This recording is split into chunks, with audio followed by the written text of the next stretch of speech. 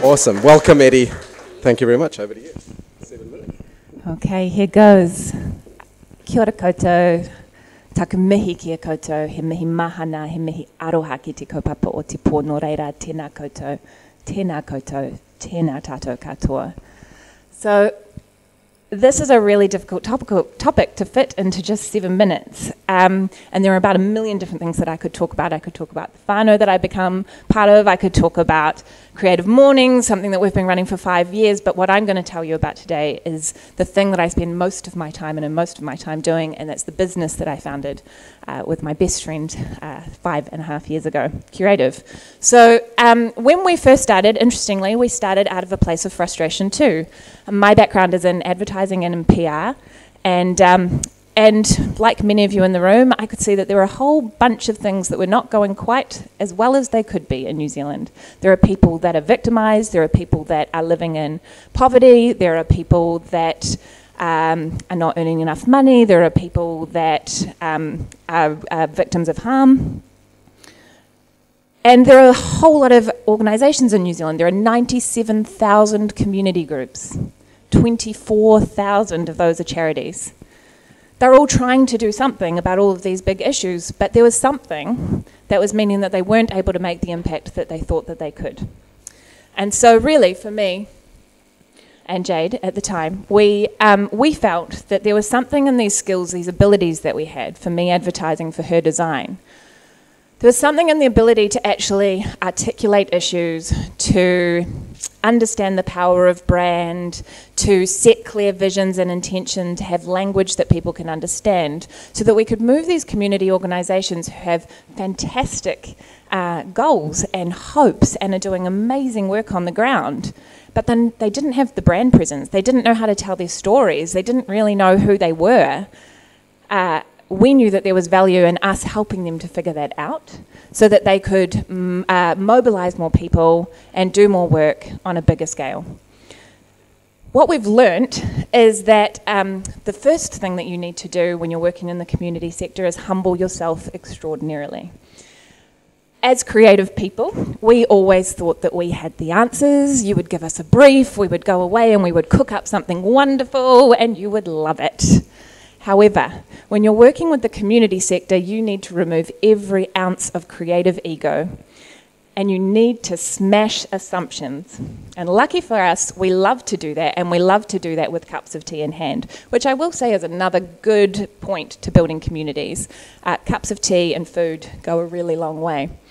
So in the 5 years that we've been running, we've been fortunate enough to work across a number of really challenging issues, right from how do we create learning environments that actually prioritise wellbeing, as we did with Victoria University.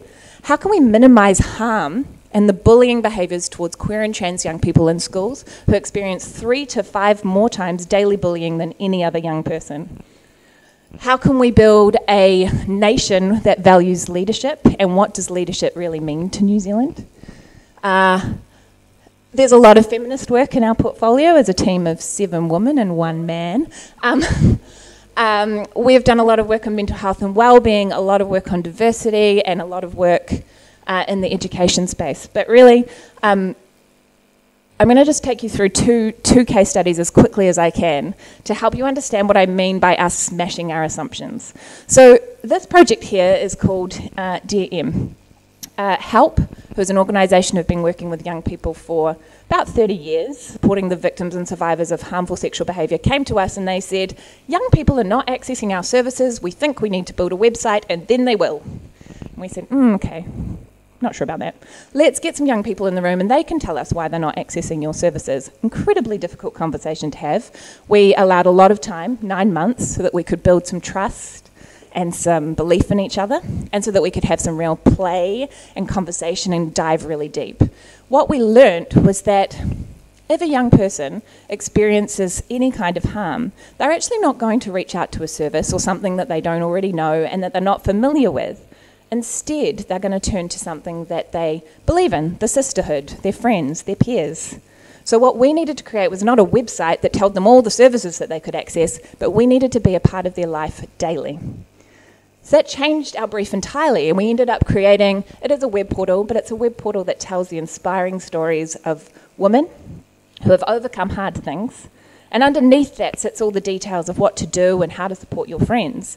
But it's about the daily conversation. It's about being part of their life always in a way that's accessible and friendly and warm and a little bit fun for them. I wouldn't have thought at the beginning of the project that we were going to be creating something fun to overcome harmful sexual behaviour, for sure.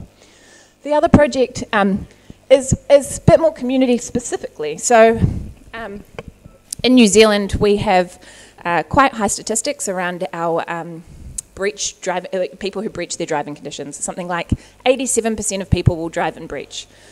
Probably all of you have at some point in your life, and possibly your parents allowed you to do it. Here are the keys, go and get the milk from the shop.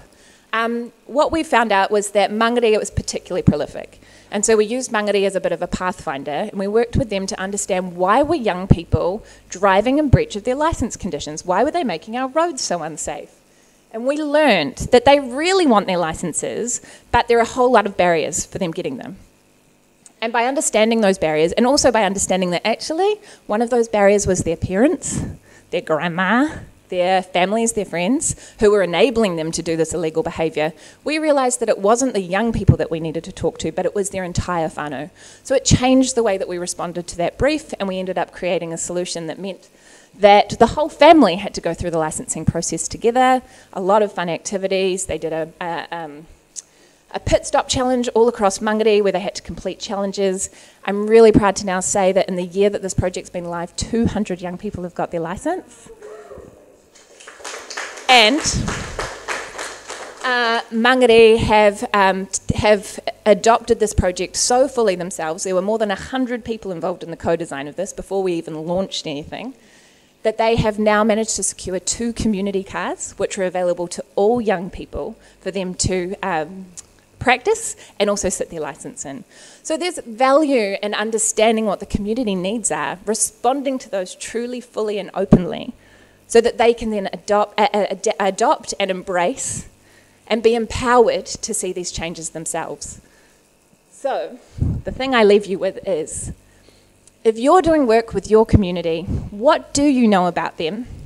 And then ask yourself, do you really know that? Or is that an assumption? And smash those assumptions every day. Fantastic, thank you.